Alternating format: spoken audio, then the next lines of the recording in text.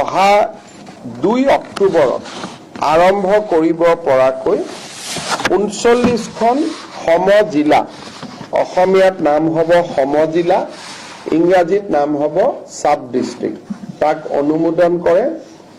এই sub district 39খন হ'ল ধুবুৰী জিলাৰ বিলাসীপাৰা, গোলকগঞ্জ,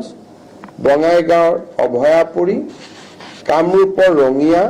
নগাঁৱৰ কলিয়াবৰ, ৰহা, বিশ্বনাথৰ গহপুৰ আৰু বিহালী, এখন গহপুৰত হ'ব, এটা বিহালীত হ'ব, লখিমপুৰৰ ঢকুৱাখানা, ধেমাজিৰ জোনাই, তিনিচুকীয়াৰ মাৰ্ঘেৰিটা, শদিয়া, ডুমডুমা, শিৱসাগৰৰ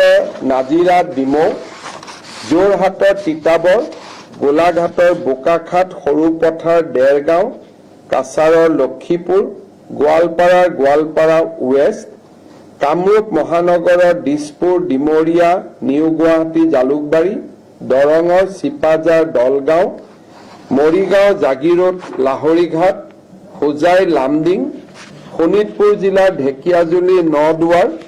ডিব্ৰুগড়ৰ খোৱাং, দুলিয়াজান, টিংখং, নাহৰকটীয়া, চৰাইদেউৰ মাহমৰা, কৰিমগঞ্জৰ পাথাৰকান্দি, ৰামকৃষ্ণ নগৰ, এই কেইখনত আমাৰ সাব ডিস্ট্ৰিক্ট বা সমজিলা আমি আৰম্ভ কৰিম অহা 2 অক্টোবৰৰ পৰা। কেবিনেটে আজি এই সমজিলাসমূহক স্বীকৃতি দিয়ে। এতিয়াৰ পৰা মাটি বাৰীৰ কাম কাজ, বিভিন্ন MLA fund, untied fund, excise related যিমানবিলাক কাম কাজ হয়, এই গোটেইবিলাক সমজিলাতে আমি সমাপন কৰিব পাৰিম।